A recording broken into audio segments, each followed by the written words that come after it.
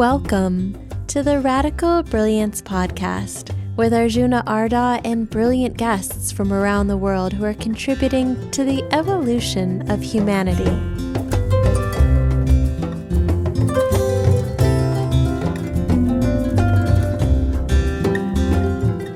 Today's guest is Raj Jana, who's going to talk to us about learning to think. So here's your host, Arjuna Arda.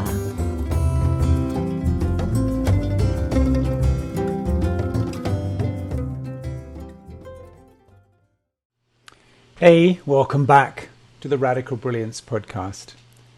My guest today is Raj Jana, who is an entrepreneur, podcaster, and a really passionate student of life and possibilities for the future. Raj is 29 years old and already has embodied so much practical wisdom and maturity that at one point in this conversation, I actually say to him, I want to be like you when I grow up. But it does shine a little bit of a light on the relationship that can develop between people like me, who are known as baby boomers, and people like Raj, who are really post-millennial. It's often thought that when there's a friendship like this between somebody in their 60s and somebody in their late 20s, that the older person is going to be mentoring or guiding the younger person. This is actually not the way that I see things unfolding in situations like this. Most of my friends are actually around 30, and I find that I have just as much to learn from them in different ways as they might possibly have to learn from me.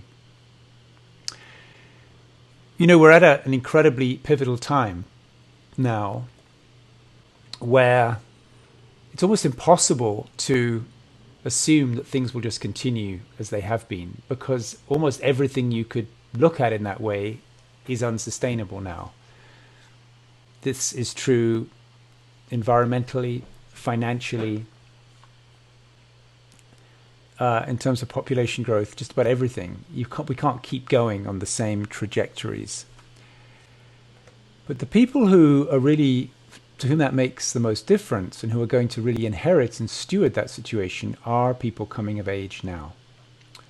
And so the decisions they make, the mindset they have, the way that they can be proactive in co-creating something different is much more important and relevant than what somebody in their 60s or 70s or 80s may think.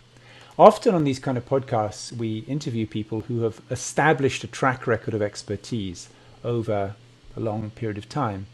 But we forget, that this old saying, in times of rapid change, it is the learners who will inherit the earth, while the knowers will be fully equipped to deal with a world that no longer exists.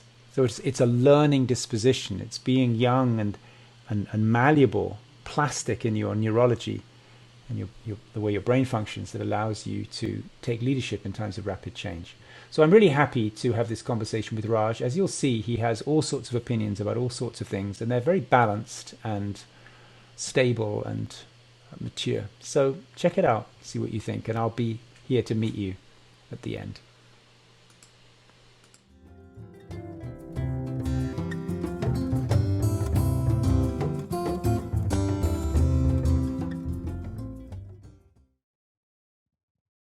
Hey, welcome everybody, and I'm very glad to introduce you to a really great friend of mine, Raj Jana, who I met at a conference last year. We've become good buddies. The Raj is a lot of amazing things. The thing that I love most about Raj is that he's a vocal, caring millennial. So Raj, welcome to the Radical Brilliance podcast. I'm looking forward to having some good times together today. Yeah, man. Thanks for having me. It's a pleasure. Always good to see you and talk to you. Yeah. I'm going to cut straight to, we've got a lot of good things to talk about. I'm just going to bring the page up so I can make sure we're streaming. We've got a lot of things to talk about. I think I want to dive right in the deep end, get straight down to it, because the way I introduce this is oftentimes we listen to interviews with people who've done a lot in their lives. They're reflecting back. They've written a bunch of books. It's like, okay, now I'm in my 70s, my 60s, my 70s. Now I'm going to reflect upon all I've learned. But those people are going to die at some point, and actually, the perilous state of the world is going to be your generation's business to clean up and deal with. So let's just start, at a summary level. Like, how do you see the world that you've been born into, and how do you feel when you think of the future? Well, it's interesting because I feel like the last 4-5 years of my journey, I became an entrepreneur when I was 23, 24 is when I made the decision that I didn't want to. I got a graduate degree. I was an engineer in my past life, started working full time, realized that wasn't for me. And I feel like the next 5 years were a journey of me sort of coming into the roots of who I am and realizing what I want to work on, who I want to be, how do I want to help, what do I want to arrive into. And it's interesting when you think about the world we're inheriting, or where I see my place in the world, and what do I feel about this in this present moment? What am I experiencing in this present moment?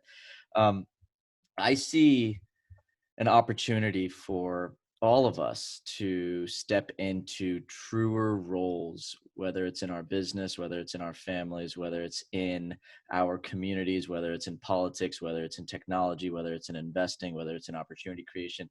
I see such a beautiful opportunity for millennials and younger generations to step into roles that most people wouldn't have had the opportunity to do 50 years ago.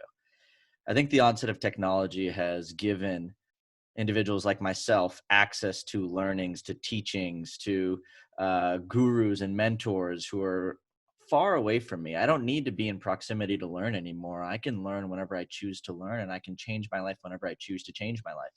And I think that level of opportunity has never existed.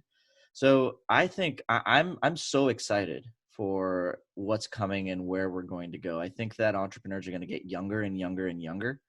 I think that change makers and people who are delivering solutions are going to get younger and younger and younger, because the access to technology and the way that we evolve with technology. I mean, I met a 14-year-old kid the other day who was playing around with his phone and doing things that I couldn't even think about doing. I'm 29, right? And I'm sitting here. I How thought do I you was think pretty I tech feel, savvy. dude? Right. But that's my point though. Like the curve is it's growing exponentially.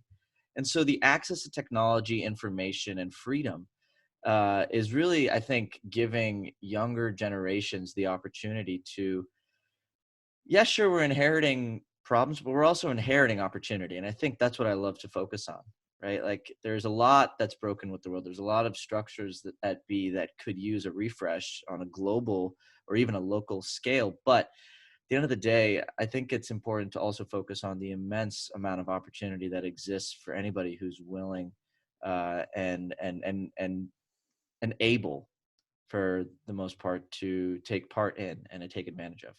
Yeah. What do you see as our greatest challenges? Like you're going to pick all this up and run with it long after I'm gone. What do you see as the biggest things we need to tackle in order to avert catastrophe? Well, I think everything starts at a young age. And I think that we're all of these resources and all of these things are accessible on a they're accessible, but I don't think that children are being given the resources and the support and the nurturing needed to really take advantage or be given the opportunities that I think can empower them to be the saviors and be the leaders and be the change that we need to see. I think that we're always fixing the problem. That's like a general theme I feel like I've felt in my own journey, is that we're constantly dealing with the symptoms instead of looking at the root cause. And the root cause for me, it starts at a very young age. It's children. It's giving children the proper access to education. It's giving, if they don't have proper care at home, it's making sure parents are taught how to give proper care and nurturing. It's supporting after school programs. It's really, to me, I think the more children we can support, It doesn't matter in what culture. The more children we can empower, the more children we can inspire, the better off we're going to be long term. And I think, to me at least, we can do more damage at a young age than we can at an age in our 20s. Like, I'm grateful. I was born in a very, very, very privileged family. Like, my parents came to the US with nothing in their pockets and worked their entire lives to give me and my brother the opportunities we have. And it didn't matter. They didn't have any money growing up, but they loved us. They gave us care. They gave us nurturing and support. And we turned that into, my brother's a pilot right now in the Navy, and I'm here as an entrepreneur and somebody who's so passionate about giving back and helping others. But that attitude was created, and it was the seeds were planted at a young age. And so I think that taking care of kids, making sure kids are supported, and making sure that children have all of the necessary tools and teachings and resources to arrive into this new normal. Right now we're in a new normal, but I feel like it's just going to continue evolving. Giving children the ability to find themselves with the onset of all this information is going to be so important as we move forward. So you just referenced information, and one of the things I really see the huge contrast between when I was growing up, when I was your age. You're like 29, right? Yeah. So when I was 29, basically having a computer in your house had just started, right? So I bought one of the original Macintosh. It was a little gray box, cost $5,000. This little gray box, had no hard drive. It had I think I had 128K of memory, Oh my gosh. Yeah. And it basically, you could use it to do word processing and really simple line drawing. And it was like a miracle, So that was when I was your age. And, look where we are now. So there's been a few, and of course there was absolutely no World Wide Web or internet or email or anything. If you wanted to contact somebody, believe it or not, you had to phone them up, It's interesting to watch a movie like, if you go back to the 80s, if you Google like films made in the 80s and go watch a few films made in the 80s, it's only 30 years ago, right? A little more than 30 years ago. And you were born, what, in 91, 92? 91, yeah. My son was born in 92, yeah. So like back then, if you wanted to contact people, you often had to send a letter, or maybe you could phone them, but you had to hope they were home, right? Yeah. We used to have those little cassette tapes for what do you call that? Answering machine, right? So now there's massive amounts of information available. But what I've noticed is there is also a much greater possibility for misinformation and disinformation than when I was young, right? So when I basically, previously, in order to be able to influence people, you had to write a book. And you couldn't self-publish the books. You had to be published by a publisher, which means if you wanted to be in a position of influence, you were going to get on the television or on the radio or write a book, and you had to know what you were talking about. You were going to be thoroughly entry.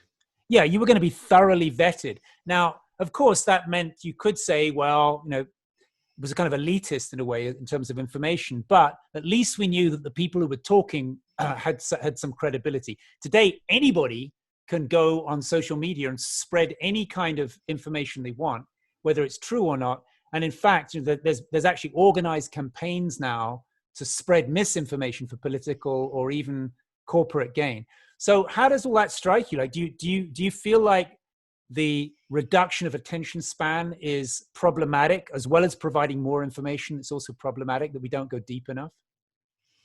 Well, I think that the filtering of information is what I wish we were teaching in schools. Like, if we're going back to kids or going back to any of it, right? Like, I think that, and this comes back to what you were saying, the 80s, like, things were very different. I mean, the onset of technology has been it's literally been exponential, and everything has changed so fast, so quickly, and it's continuing to iterate and change and grow overnight.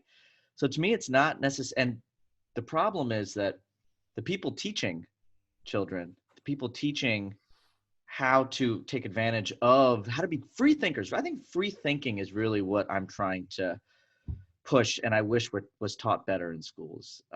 It's not about the access to information. I think that there's a lot of information out there, but I would love to see kids from a very young age taught how to think. I think that was one of the most useful things that I learned when I first went from engineer to entrepreneur, was learning how to think.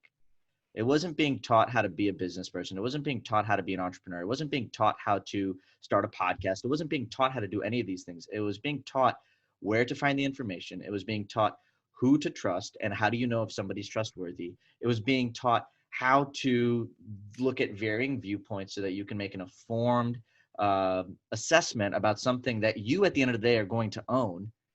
And then applying trial and error, hypotheses, testing, and almost like an engineering mindset to then deduce a set of results, a set of assumptions, or really something that you, or a lens that you can wear to see the world.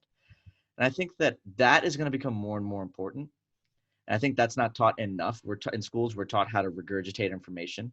We're taught how to memorize. We're taught how to do a lot of things, but we're not taught how to think critically. Unless you're going after tough degrees like engineering. I mean, engineering, like, that's one of the most accidental things that happened to me. I didn't really love engineering, but when I went into engineering school, I was taught, hey, here's 5 things you have. The answer's over here. How are you going to get the answer over here without having all the information? And it taught me how to think. And so I think that those types of skills are going to become even more valuable. Degrees that foster critical thinking are going to become even more valuable.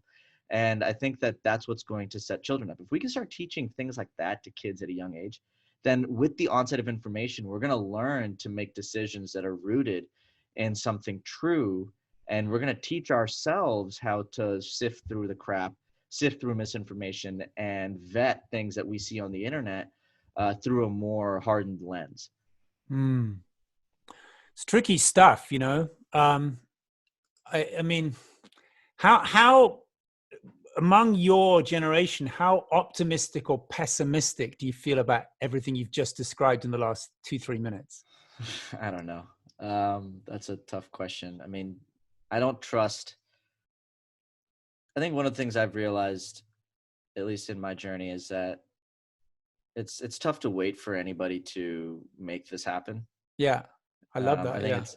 I think it's tough. Like, if you feel strongly about something, then you need to take it in your powers to make something happen. And that requires getting mentored and it requires self-belief too, and confidence in yourself to be able to go and learn solutions and put yourself in rooms to connect people. And I think right now there's never been a more important time for individuals who care strongly about something to learn the skills necessary to make things happen. Yeah. It's great. Yeah. So let's stay, because you talked about learning who to trust and how do you know if someone's trustworthy, right? Yeah. This is a huge thing these days. I don't know, here's a little flashpoint for this, right? Just one random example. So there was a film came out the week before last called Plandemic. Did you hear about that?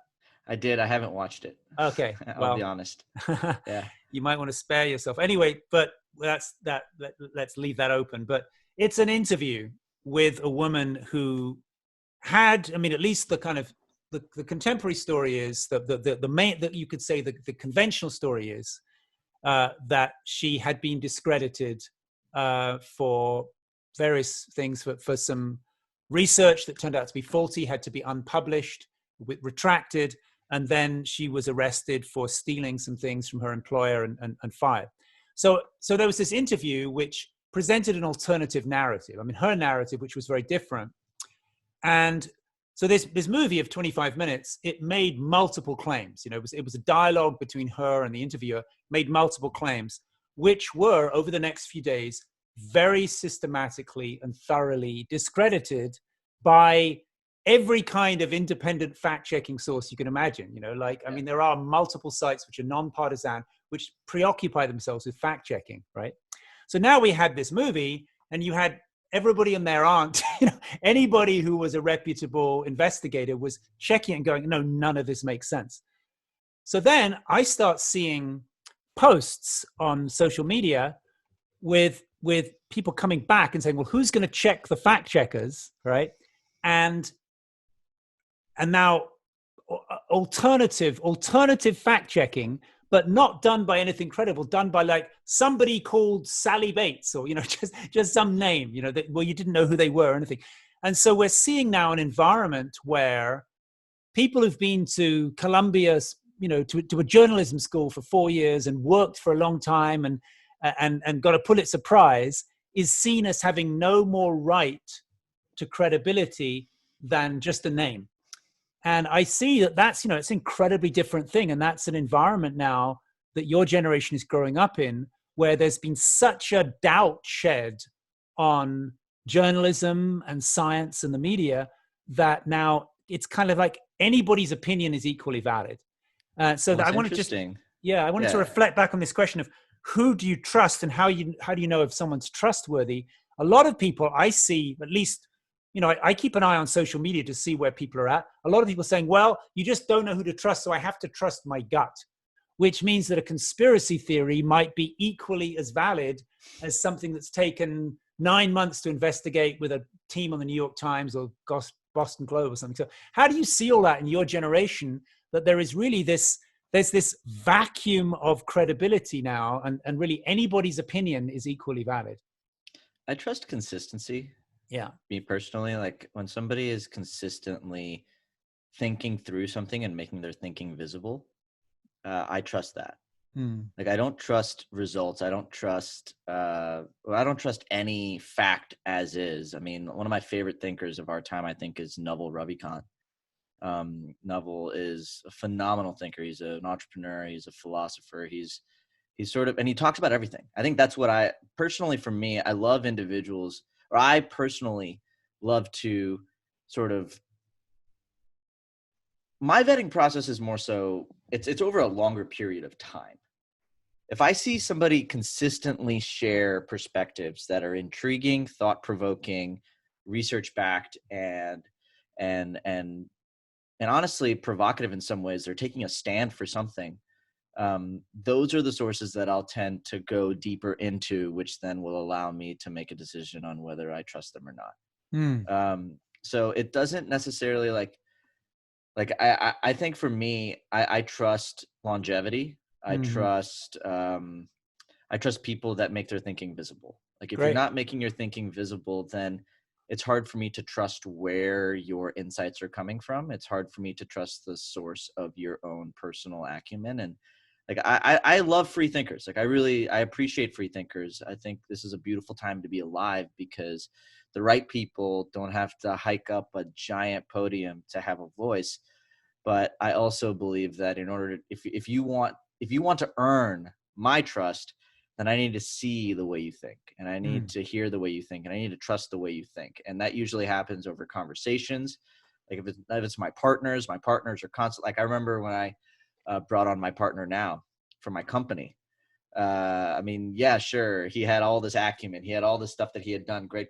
But it wasn't until I got on individual calls with the guy, saw the way that he talked to his team, fact checked him across multiple sources, and then threw test projects at him to see how he thinks and how he moves through things, that I then decided to bring this person onto my team as somebody that I would trust to make decisions that are going to impact my life and the lives of others.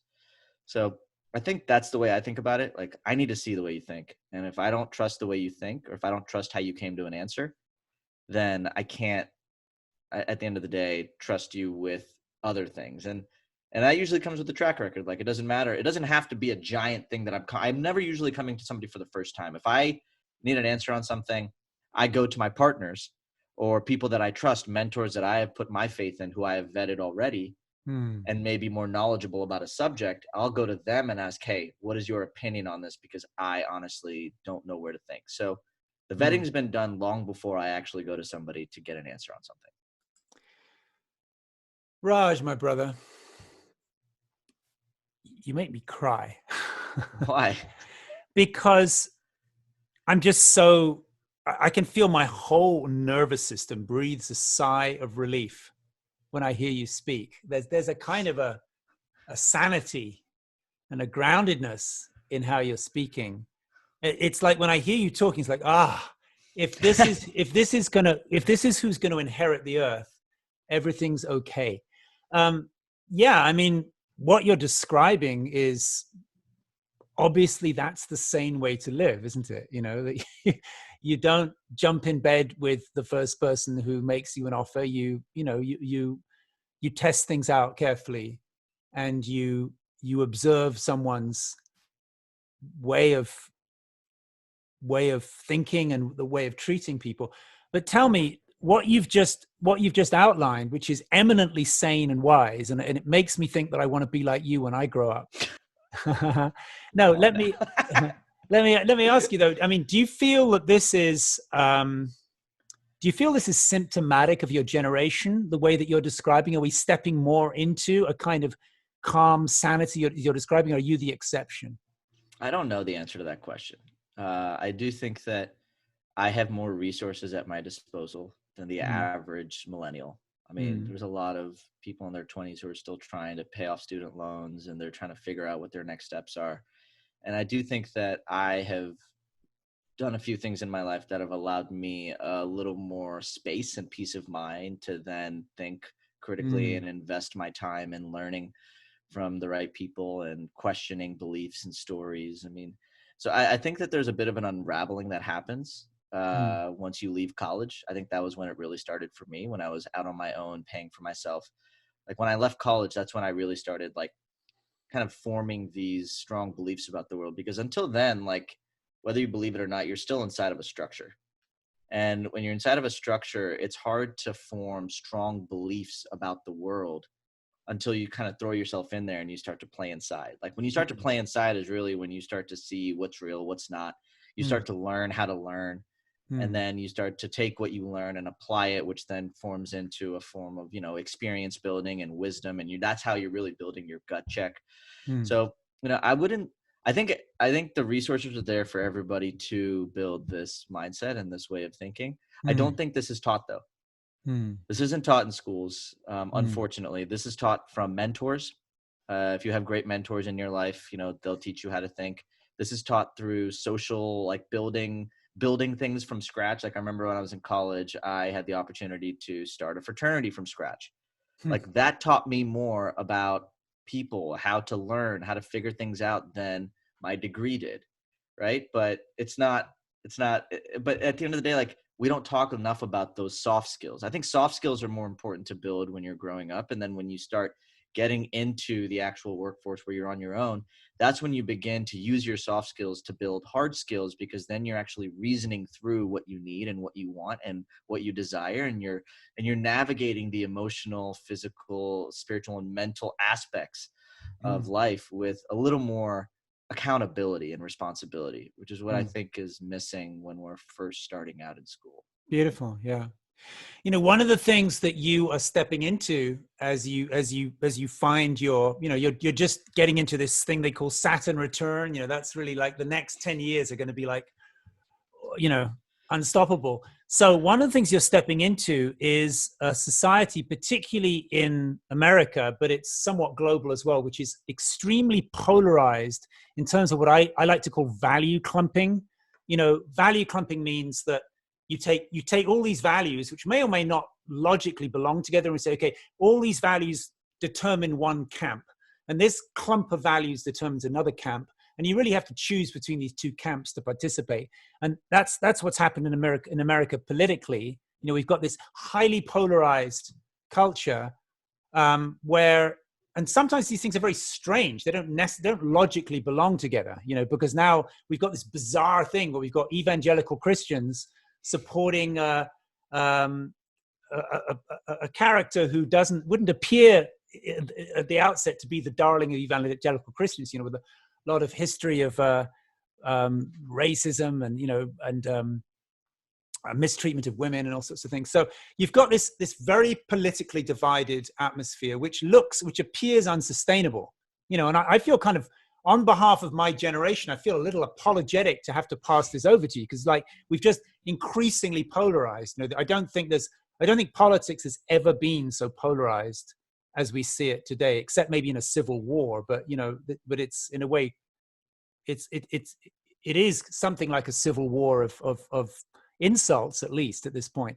So how do you feel about that? I mean, it seems unlikely that we're going to continue with such a fractured political landscape for another few decades. How do you see us? And of course, yeah, just the other piece about that is when you have such a fractured landscape politically, it makes it much more difficult to get things done when it comes to legislation and regulations and so on. How do you see us evolving out of the political shouting match that we're at this point? Well, I think it's inspiring more people at an individual level to step up and build solutions and create change. Nice. I really, really, really see that. I mean, I see so many socially responsible enterprises pop up when government or communities can't provide the resources they need. Yes, there's a lot of division, and I hear that, and I see that, and I recognize it. But there's also a lot of collaboration that happens at the grassroots level, like at the people to people level. At the end of the day, like, we may have our differences, and those shouting matches may go for hours and hours and hours down a comment thread. But when you put two people in the same room, and there's a similar problem that everyone's facing, which is either we can't eat, or we're losing our jobs, or there's some sort of an issue that's bigger than politics that's happening locally. I think that things sort of blend together. Like, I think our shared humanity eventually, like, the shouting match is doing nothing but allowing the collective humanity in all of us to sort of rise to the top. And I'm seeing that every day. I'm seeing that in Austin, Texas. I see that with my network of entrepreneurs and problem solvers. I mean, I've seen people step up and do things that I just never thought was possible in times like these, to just help people. And I see that every day. I see that in everyday actions, whether it's people paying for a meal, or tipping a waiter, or going out there and supporting local business. I see so much good. So to me, the political landscape, it's always going to be noisy, I think. And I think that's because that's what the system's been built to accommodate. But I think the noise is doing nothing but evoking a sense of responsibility in individuals to exercise their sovereign rights and to exercise their sovereign abilities to be free and to do what they feel is right for themselves, for their neighbors, and for their communities at large. Because to me, I think that this crisis is doing nothing but, and you can call the crisis anything, like, getting a president inside of the office, or a global pandemic. At the end of the day, like, when Trump got in office, I just remember the attitude of the country the day after. Like, it was, especially for somebody who's a minority, like, beyond my political attitudes, like it just felt really heavy, like, in my communities and in that energy, right? So, but what did that do? That forced people who would not be loud normally to wake up, right? Like, this pandemic has caused everybody's lives to be flipped in some way, some more than others. And there's a lot of carnage being left in the wake of this pandemic and this virus. But in all of this, the good and the bad, I mean, the human beings have stepped up in different ways. And colors are shining beyond the red and the blue. Like, our true colors are shining in this. Lovely, yeah. And I trust that. I trust that to get deeper. I trust that to get louder. And I trust people to, once there's more examples of individuals just stepping into their sovereign ability to make a difference, I think that's going to inspire more people to do the same. Yeah, that's beautiful. It's a great answer, man. I think there has been, in previous generations, there has been almost an obligation to pick a side. It's like you almost have an identity crisis if you don't have a political affiliation. Do you think that the same is true now with millennials? Or do you see people basically seeing the irrelevance of this kind of value clumping? You ask different people this, you're going to get different answers. Like I said, I'm in a unique position where I work with people of all walks of life, from every area, from every political background, from every value set. I work with everybody to create a set of solutions that I think are going to serve my customers better, my family better, myself better, and the community at large better. And so it's tough for me. I think I'm a little biased in that I do see people working together and sharing values. I don't see people as readily, like, or at least those aren't the people that I choose to hang out with. Yeah. Like, I don't really hang out with people that are vocally like defining themselves by any one party. I tend to be around people that sort of have a shared respect of humanity. Like, we're all human beings at the end of the day. And yes, we may have our backgrounds, we may have our upbringings, but there's a certain level of compassion that underlies our existence. And for me, I've found that to be very loud. Yeah. I found that shared respect and love for our fellow humans come up in spades when you're not sitting behind a screen. Yeah. Right? It's really easy to get angry or positioned or talk about any one way of life when you're sitting behind a screen. When you put two people in the same room together, there's just love and hugs. There's laughter. We're all inspired, and we're all sharing the same human emotions, because at the end of the day, beyond our beliefs, there's humanity. And I think there's a shared respect for that, and I think that's going to get louder, and I think that's here right now. What are your thoughts about the financial system? You know, that's the other thing that if you look at it objectively with a cool head, you know, if you have a relative or you know somebody who just keeps running up their credit card more and more and more and more and more, you know that is not indefinitely sustainable. At some point, something's got to give. You can't keep borrowing money forever. At some point, it's going to come back to bite you. You know, and we've got that situation now where we've got a both on multiple levels. We've got a financial system increasingly burdened by debt, which appears unsustainable. So it really looks like within your lifetime, something drastic is going to need to happen to either reinvent that or to make huge adjustments in that. What do you see? Where do you see us heading in terms of the systems we've created for exchange of goods and services? Whew, that's a loaded question, and it'll probably change, you know, in a week, just because as a global economy, I mean, everything is sort of growing and changing so fast. I mean, China's China's probably the most powerful country in the world right now. We just don't say it out loud, but I mean, the amount of access and resources, and the fact that now there's all this stuff around the coronavirus that's stopping them from being a part of conversations that may change the systemic financial systems that exist at large. So I think there's a lot of, I think in order for a mass financial change, there has to be so many things that happen. Now, as far as goods and services go, when I think about what people value, I think people are going to begin valuing things the same way they always have, around connection and sort of like a remembrance of story. And so, like, to me, if you think about where people are going to continue spending, people are going to continue spending in things that make them feel like they're a part of something bigger. People are going to continue investing in things that make them feel safe, whole, and loved. At a very core level, I think that we're inheriting a lot of debt that is going to create massive problems, mostly problems for people that have lots of money. I think the existing systems are going to have to evolve, but I'm not waiting for the financial system to evolve in order for me to change the way that I make money or change the way that I invest or change the way that I sort of navigate these waters of consistent change. Like, at the end of the day, I think value is always going to follow value. And if individuals who are burdened by the financial sort of structures that be, to me, I think one of the most important things you can do, especially in a recession, you are your most valuable asset. Like, you are the biggest horse you could bet on.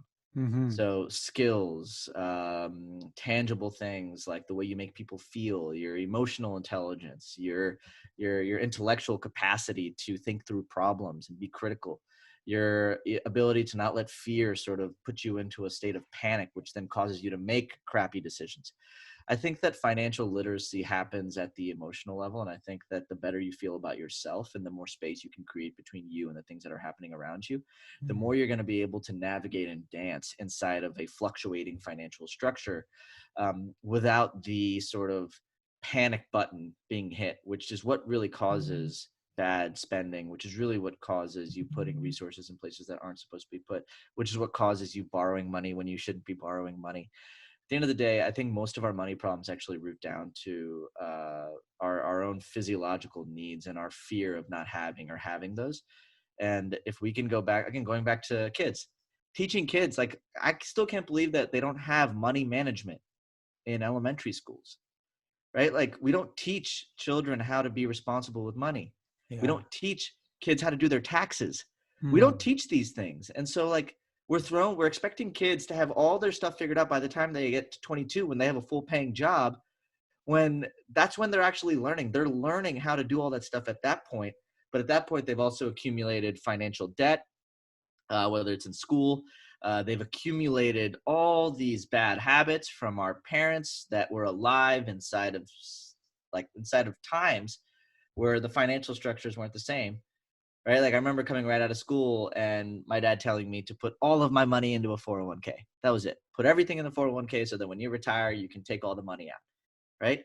Well, if we do that and we keep accumulating debt, well, at that point, when I get to 50, 57 to 62, when I start pulling money out of there, interest rates are going to be so high that I'm going to be paying more money getting money out of my 401ks than I am investing in something else.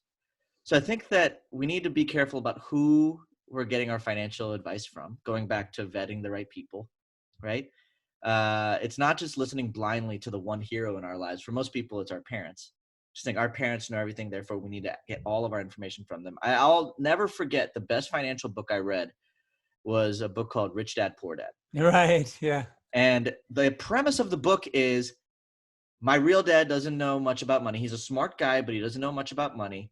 I got lucky that I had my best friend's dad who knew a lot about money, dispel a lot of beliefs that I had around money. And right there, that book like blew my eyes open to the realization that my dad can be a hero for me in many, many, many ways, but he doesn't have to be a hero for me in every way. Hmm. And I think that's the personal responsibility that everybody has to take at some point in their lives to choose who they want to emulate and why.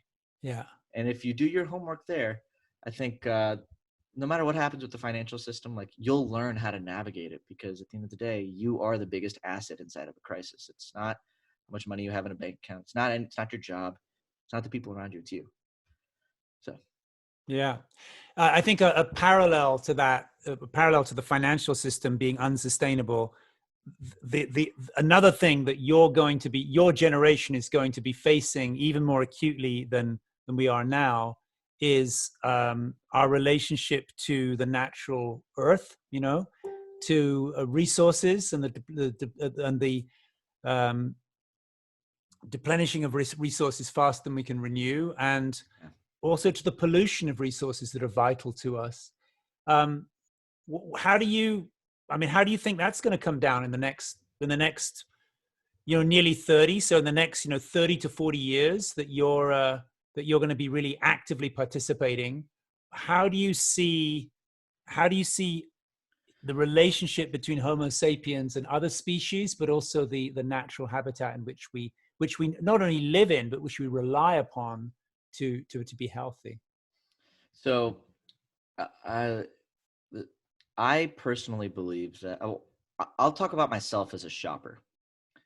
I don't shop or put my money into brands or companies that are doing something awful to the environment, right? Let me just start there. And I think that mindset, one, it sounds very simple, but it's going to trickle down because millennials, I think I read some statistic the other day, and I didn't fact check it, so don't put the stake in me. But I liked what the message, I liked what the statistic was implying, which is that 2 out of 3 millennials actually care about the brands that they're shopping from.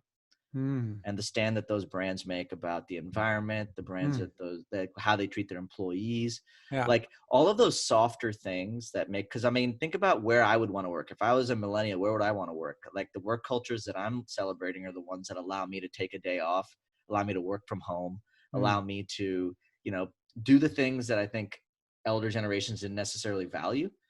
So I think our values are evolving as a species. And I think there's a lot of reasons for that. I think it's because now we're finally getting to see videos of tons of plastic being dumped into oceans. Mm-hmm. I mean, like if that type of footage was available in the 50s and was Mm-hmm. spread around with the microphones behind it the way it was, I think buying behavior would have been different. I think with the onset of technology or Mm-hmm. in the onset of information, we're just able to see more. Yeah. And the result of seeing more, we're starting to care more. We're starting to find out who we can and can't trust. We're starting to sort of hold people accountable to being better. And I think that's going to trickle down in much bigger ways. Right now, I'm supporting that cause with my wallet. Yeah. Eventually, people are going to support those causes with their votes. Mm. Eventually, people are going to support those causes with where they invest their money. And Mm. so I think that at the end of the day, the systemic sort of institutional mindset around our own individual responsibility, like I may not, like the average individual, the average millennial may not be able to go and build a huge company that pulls plastic out of the oceans or develop the next technology that, fixes climate change. Like they may not be able to do that. But what they can do is give their money to a company that's doing that. Yeah.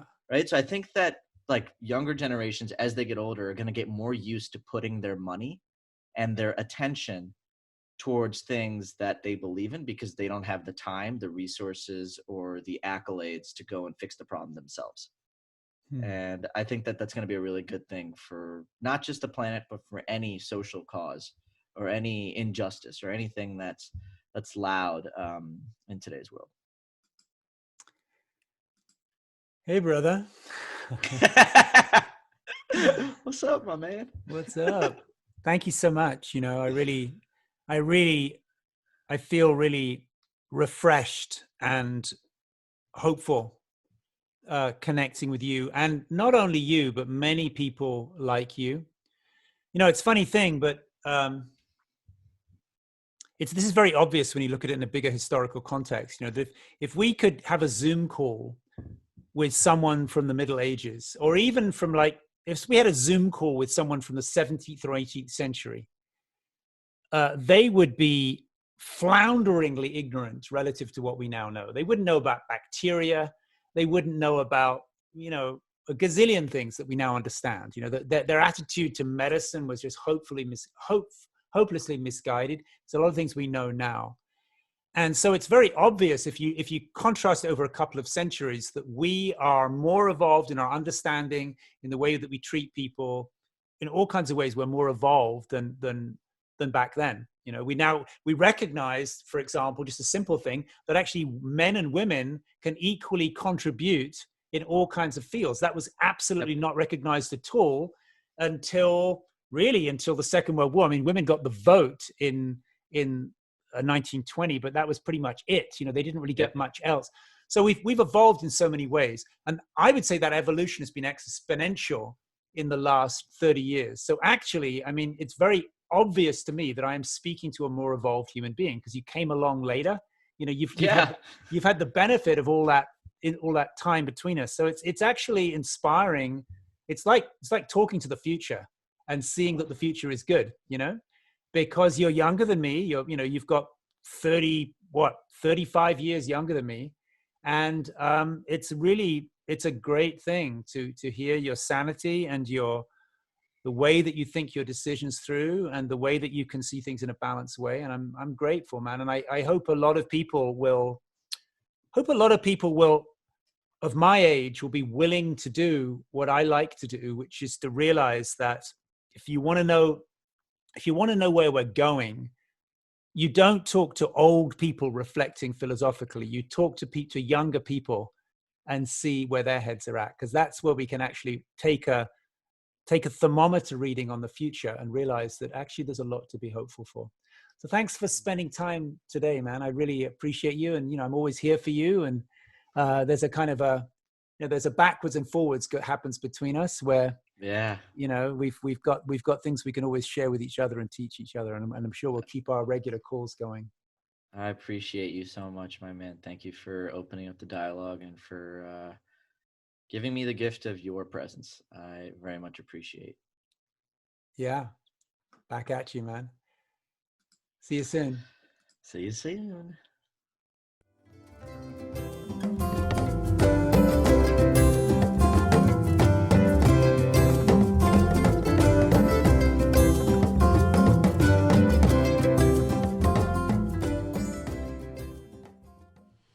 Hey, welcome back. If you enjoyed that conversation with Raj Jana, we touched on many different topics, different potential future scenarios. And I asked him how these different things look through his eyes. And I think after having, while this is fresh in your mind, I'd love for you to take the dear old journal, or just a pad of paper like this and your favorite pen. And just take 5 or 10 minutes, maybe just 3 to 5 minutes. Take a few minutes to jot down some notes on the best possible future in whatever parameter is most meaningful to you. If you're very familiar with finance, what do you think is the most viable future for finance? If you're really concerned with the environment, or any particular kind of resource, what do you see as the most viable future so that people of Raj's age, and in fact people younger than that, have a possibility of an earth to inherit that is sustainable? Make a few notes on the best possible future now while this conversation is still fresh in your mind, and I'll meet you in the next episode of the Radical Brilliance podcast.